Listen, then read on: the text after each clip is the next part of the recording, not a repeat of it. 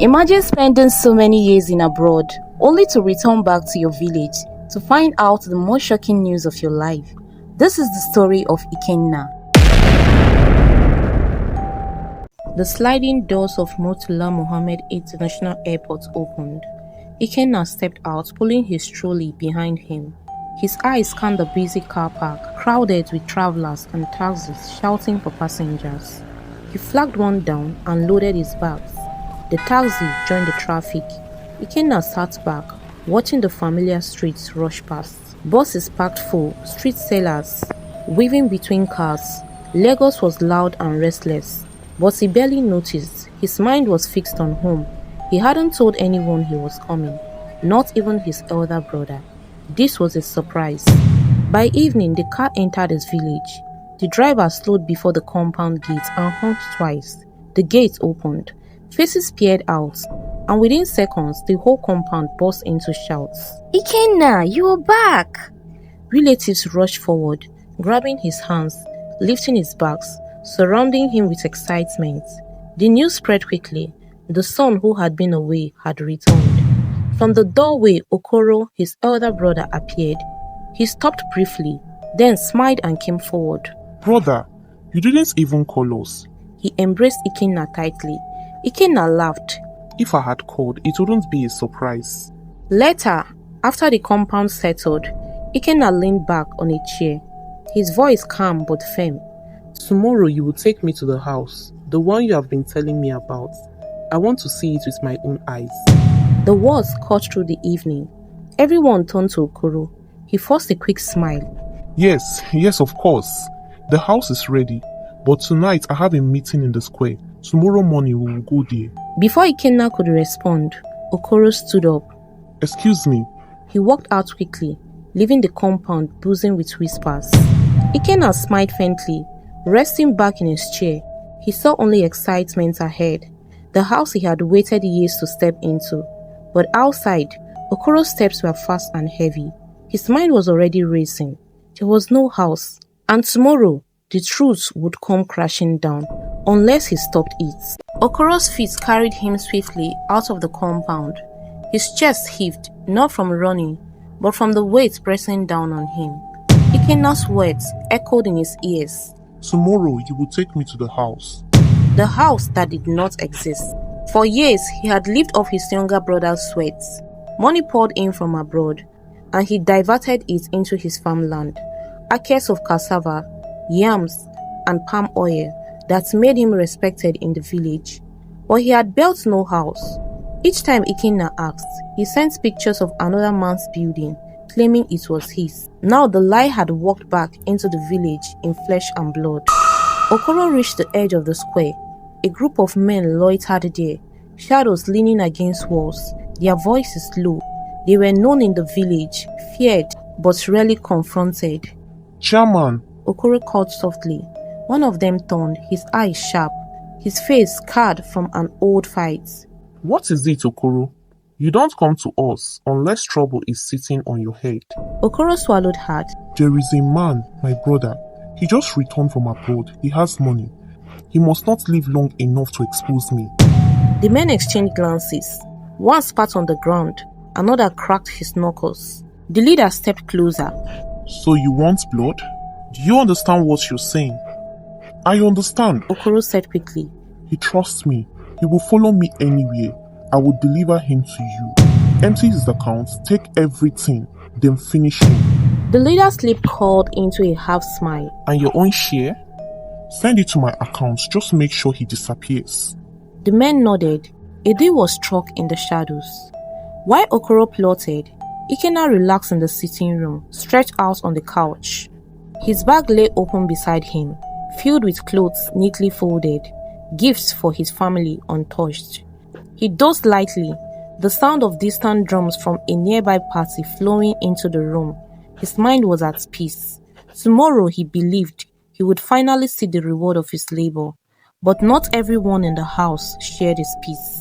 Okoro's wife sat on a low stool, her face tight with worry. She had overheard fragments of her husband's earlier mutterings. She knew something was wrong, but fear held her tongue. She glanced at her son, who played quietly in the corner, and her heart twisted. It was late when Okoro came back. He pushed the door open quietly and stepped into the dim room. Ikenna was asleep on the couch, one arm hanging loosely off the side. Okoro's wife looked up at him, her voice a whisper. "Where did you go?" Don't ask me foolish questions, woman. He snapped. Tomorrow morning, we'll move early. Her lips trembled, but she said no more. Okoro walked over to the couch and tapped Ikenna's shoulder. Ikenna stared, blinking. "Ha, brother, you're back." Ikenna murmured, half asleep. Yes. Okoro said softly. Rest now. Tomorrow, I'll take you to see everything. Ikenna nodded, smiling faintly before closing his eyes again. Okoro stood over him for a moment, his jaw tight. In his mind, he saw only two paths: confess and lose everything, or silence Ikenna forever. He turned away, his decision already made. That night, while the compound slept, Okoro stepped outside once more. He pulled out his phone, dialed a number and whispered into the darkness. Tomorrow morning, be ready. I'll bring him to the lonely road. The line clicked dead. Okoro pocketed the phone and stared up at the sky, his face hard. By dawn, betrayal would set in motion. The sun had barely risen when Okoro stepped into the sitting room. Ikenna was already awake, folding some of the clothes from his bag. Brother, Okoro said, his voice steady. Dress up, we will go together. I want you to see a friend first. Then from there, we will branch at your house. Ikenna's face lit up. Finally, I've been waiting for this day. Okoro forced a smile. Yes, today you will see it with your own eyes. Minutes later, they walked to the car. Okoro carried himself calmly, but inside his pulse hammered. He had spent the whole night replaying the plan in his mind. Lead Ikenna down the lonely road, slow the car, and let the men do the rest. Ikenna placed his bag in the back seat, slid into the front, and adjusted himself comfortably. Okoro took the driver's seat, his fingers gripping the wheel. Without another word, the car moved. They drove past familiar houses and waved at neighbors. Villagers greeted them warmly, calling out, "Ikenna, welcome home!" Ikenna smiled, responding with more waves. Pride swelled in his chest. Soon they would all see the mansion he had worked for. But as they left the heart of the village, the road grew quieter. The houses thinned, tall grasses brushed against the car windows. The tar gave way to patches of red earth. Ikenna frowned. Brother, why this road? I don't remember this path leading to the site. Okoro chuckled lightly. It's a shortcut, don't worry, you will see. Ikenna relaxed again, nodding. Okoro's eyes flicked to his side mirror. Any moment now. The car rounded a bend. Suddenly, two motorcycles rolled out of the bush, blocking the road. Another vehicle pulled across from the opposite side, cutting them off completely. Before Ikenna could react, marksmen leaped out, waving guns and machetes. Out! Out now! One of them backed. Okoro slammed the brakes and raised his hands dramatically. Ha! What is happening? His voice carried panic, but his eyes betrayed no surprise. Ikenna's chest tightened. Brother! The door was yanked open. Rough hands grabbed Ikenna, dragging him out. He struggled, shouting, What do you want? What do you want? Take the car. Take everything. But the men ignored him. They shoved him toward their vehicle. He kicked and twisted, but a gun barrel pressed against his ribs silenced him. Okoro stepped out too, raising his voice. Leave him! Leave my brother! He shouted, running toward them. He even pushed one of the men lightly, but not with real force. The man shoved him back. Within seconds, Ikenna was bundled into the kidnapper's vehicle, his face pressed against the dusty window. He caught one last glimpse of Okoro, who stood trembling, fists clenched, shouting after the vehicle as he sped away. Bring him back, please! The sound of engines faded into the bush. Silence hung heavy. Okoro staggered back to his car. He slammed the door, started the engine with shaking hands, and sped back to the compound. When he burst through the gates, his voice was already breaking. Help! Help! They have taken Ikenna! His wife dropped a tray she was carrying. Neighbors rushed in, alarmed. What happened? Someone shouted. Okoro clutched his head, pacing dramatically. Armed men. They stopped us on the road. They dragged him away. I tried to fight them, but they overpowered me. He fell to his knees, beating the ground with his fists. Tears streamed down his face. Though no one noticed they were dry seconds later. Wails rose in the compound. Villagers spread the news like wildfire. Ikenna, who just came back from abroad, has been kidnapped. Far away, Ikenna sat in the back of a dark vehicle, wrist tied, mouth dry. His heart pounded with terror. The men surrounding him said nothing, only exchanged glances. He tried to speak. Please, I will give you money, anything you want. One of the men sneered. You will give us everything, whether you want to or not. They drove deeper into the bush toward the den where betrayal would unfold. Back at the compound, Okoro sat apart, his head buried in his hands. Neighbors crowded around, some trying to comfort him, others whispering suspicions. But in Okoro's chest, there was no grief, only cold satisfaction. The plan had begun, his brother was gone, his secret was safe. The vehicle jolted to a halt. Dust filled the air as the kidnappers dragged Ikenna out. His wrists tied, his shirt torn. He stumbled, his shoes scraping against stones, until they shoved him into the shell of an uncompleted building hidden deep in the bush. The room smelled of damp cement and sweat. Iron rods jutted from the floor, and bats fluttered overhead. One of the men shoved him against a wall. Another kicked the back of his knee, forcing him to kneel. Stay there! The leader growled. From today, your life is in our hands. They tied him to a rusted pillar with a rope that bound his wrists. His chest rose and fell heavily. Please, Ikenna begged, his voice breaking. I have money. I will give you whatever you want. The leader sneered. We know. Ikenna froze. What did you say? The man smirked, slapping him across the face. Shut up! Hours passed, no food, no water, just mocking laughter as the men shared bottles of dry gin. One of them switched on a small radio, playing loud music to drown Ikenna's weak pleas. They forced him to open his phone. Under threats, he reviewed his bank apps, his codes. One by one, his accounts were emptied. He watched helplessly as years of sweat disappeared into unknown pockets. Tears burned his eyes. God, why? After all I suffered. His voice cracked, but no one listened. At night, they left him tied in the dark. Mosquitoes hummed around his ears, biting his exposed arms. His stomach ground with hunger. Sleep came only in brief flashes, before pain or fear jolted him awake. Back in the village, Okoro sat in his room, his phone pressed close. The leader's voice came through, rough and casual. We have him. Accounts cleared. What's next? Okoro whispered quickly, glancing toward the door to be sure no one overheard. Finish him. I don't want him to come back. Send my share as we agreed. There was a pause, then the leader chuckled coldly. You are a wicked man, Okoro. But business is business. It will be done. Okoro ended the call, his lips curling into a grim smile. He walked back into the sitting room, where his wife sat stiffly. His son glanced at him with wide eyes. Any news? His wife asked cautiously. Okoro forced tears into his voice. They said they shot him. My brother is gone. She covered her mouth, trembling. His son whispered. Papa, is it true? Okoro nodded, pretending to sob. They killed him. We can only pray for his soul. The compound soon filled with cries as he spread the news. Villagers came to console him, not knowing he was the architect of the tragedy. Meanwhile, back at the den, not every kidnapper was without a heart. One of the younger men, skinny, restless, with tired eyes, lingered near Ikenna after the others slept. He crouched low, whispering, Listen to me. Your brother sets this up. He wanted you gone. Ikenna's eyes widened. My own blood? No, you were lying. The young man shook his head. I heard the calls. He paid for this. He told us to kill you after draining your accounts. Ikenna's breath came in short gaps. His whole body trembled. Why?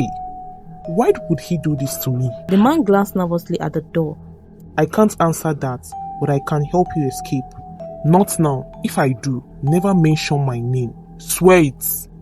Ikenna nodded frantically, tears spilling down his face. I swear. Just don't leave me here. The young man pressed a small bottle of water into his hands, hidden under a cloth. Drink. You will need your strength. When the time is right, I'll come. As dawn approached, Ikenna sat weak but with a tiny spark of hope flickering inside him. The ropes cut into his wrists, his body ached, but the young kidnapper's word replayed in his mind. Your brother sets this up, but I will help you escape. In the village, Okoro slept soundly for the first time in days, believing his problem was already solved. The night was heavy in the forest. Crickets sang, the kidnappers snored loudly, sprawled on mats and benches around the half-built structure. Only one man remained awake, the same young kidnapper who had whispered hope to Ikenna. He glanced left, then right. No one stirred. Slowly, he crouched beside Ikenna, whose hand hung forward, his body weak from hunger. Wake up! He hissed. Ikenna stared, blinking. His voice was a whisper. Please, don't leave me here. The kidnapper pulled a small knife from his pocket and began sawing through the rope around Ikenna's wrists. Every scrape of the blade against the fibers seemed deafening in the silence. Sweat rolled down his face. If they catch us, we both die. He whispered. The rope snapped. Ikenna flexed his raw wrist, biting back a cry of pain. Stand slowly. Don't make noise. They moved toward the back of the building, stepping over broken blocks and rusted rods. A sudden snore from one of the men froze them both in place. After a tense moment, the snores resumed. They slipped into the bush. They walked quickly, branches slapping against their faces. Ikenna's legs trembled, but the young man kept pulling him forward. When they were far enough, the kidnapper stood. Listen to me carefully. I told you earlier that your brother did this to you. He paid us, and he told us to kill you after taking your money. Ikenna staggered back, his knees almost buckled. But why would my own brother do this to me? The man's eyes hardened. Believe me or not, but it's the truth. If you leave, don't ever mention my name. I'll be finished if you do. Ikenna swallowed hard, his chest hot against the harmattan air. I won't. I swear I won't. Thank you very much. The man shoved a few crumpled notes into his hand. Take this. It's enough to find your way to the main road. Go now. Don't stop. For a brief second, their eyes met. Girls in one pair, gratitude in the other. Then the man turned back toward the bush, disappearing into darkness. Ikenna stumbled forward alone, weak but desperate. The bush seemed endless. His ears caught every rustle, every snap of a twig. His mind screamed that the others might wake and come after him. Then in the distance, he saw a faint light sawing a lantern. A man emerged, carrying a bundle over his shoulder, a hunter returning from the night. He froze when he saw Ikenna staggering toward him. Who goes there? The hunter backed, raising his lantern. Ikenna raised his hands quickly. Please help me. His voice cracked. His shirt was torn, his face bruised, his wrists bleeding from rope burns. The hunter narrowed his eyes, cautious. Who are you? What happened? Between gaps, Ikenna explained. Kidnappers, they took me. I escaped. The hunter's face softened. He dropped his bundle and caught Ikenna before he collapsed. You can't stay here. They might be close. Come. The hunter's house sat at the edge of the village, hidden by tall grasses. He led Ikenna inside, sat him down, and quickly fetched water. Ikenna drank greedily, coughing as the liquid rushed down in his dry throat. The hunter cleaned his wound with care. You are lucky you are alive. He said quietly. But if what you're saying is true, we can't handle this alone. You must go to the police. Ikenna's head dropped into his hands. They said my brother planned it. The hunter paused, studying him. If that's true, then justice must speak. Don't keep silence. Tomorrow morning, I'll take you there myself. At the same time, in the kidnapper's den, the leader returned from a trip. He stormed into the building, eyes narrowing when he saw the rope lying loose and Ikenna gone. He turned around and saw his gang members sleeping. He screamed and they all jolted awake. He started asking them, questioning them about the whereabouts of Ikenna. Each of them started denying and giving excuses as to why they did not know how he escaped. The leader's feet slammed against the wall. Useless fools. You let him escape. He paced furiously. No matter what, he won't survive the bush. He pulled out his phone and died. Okoro's voice answered quickly. Yes, tell me, what's going on? The leader smirked. It's done. Your brother is dead. Okoro's chest swelled with relief. Good. Transfer my share. This matter ends today. But as Okoro sat in his compound that night, feigning sorrow in front of neighbors, the brother he thought dead was resting in the hunter's hut, gathering strength and planning his next move. By morning, the hunter and Ikenna would step into the police station, and Okoro's lies would begin to unravel. The morning lights crept through the cracks of the hunter's hut. Ikenna sat on a mat, his body weak, but his eyes burning with something new, resolve. The hunter entered carrying a bowl of food. Eat, He said. Today we finish this. Ikenna forced down the food, his mind racing. Every memory of Okoro flashed before him. Their childhood together, the trust, the years of sacrifice, and now the betrayal. When the meal was done, the hunter picked up his lantern and machete. Come, we are going to the police. The police station boasts with activities. Officers moved in and out, papers shuffled, phones rang. When the hunter led Ikenna inside, hair stunned. His torn clothes, bruised face, and robe marked the story before he even opened his mouth. The duty officer frowned. Who are you? What happened? Ikenna's voice was steady. My name is Ikenna. I was kidnapped. My own brother set it up. Silence fell in the room. He explained everything. The ambush, the den, the calls he overheard, the merciful kidnapper's revelation, the escape. The hunter confirmed every detail, his voice calm but firm. The officer leaned back in his chair. Do you have proof? Ikenna pulled out his phone. Check the transfers. Check the call logs. You will see the truth. Within minutes, the evidence was clear. The account had been drained, but the trail was there, enough to move. The officer stood. We go now. By midday, 2 police vans rolled into the village. Dust rose as armed officers jumped down. Curious villagers gathered, whispering. Inside his house, Okoro sat with his wife and son. He wore a wrapper and clutched a cup of palm wine, pretending to mourn. When the officers stormed in, his wife gasped. What is this? The lead officer backed. Okoro, you are under arrest for conspiracy, fraud, and attempted murder. Okoro sprang to his feet, his face pale. What? Me? I know nothing about this. Then his eyes froze. Behind the officers, stepping into the compound, stood Ikenna, alive, standing tall, though battered. Gasps rippled through the crowd of villagers outside. Someone shouted, "He's alive!"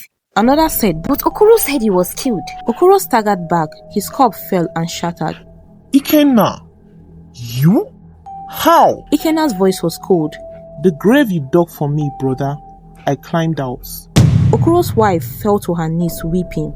His son clung to his leg crying. Papa, say it's not true. But the officers dragged him forward, clamping handcuffs on his wrists.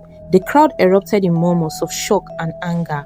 Weeks later, the trial was swift. Evidence piled against Okoro, the money trail, the call records, the testimonies. He tried to deny, to twist the story, but every lie crumbled.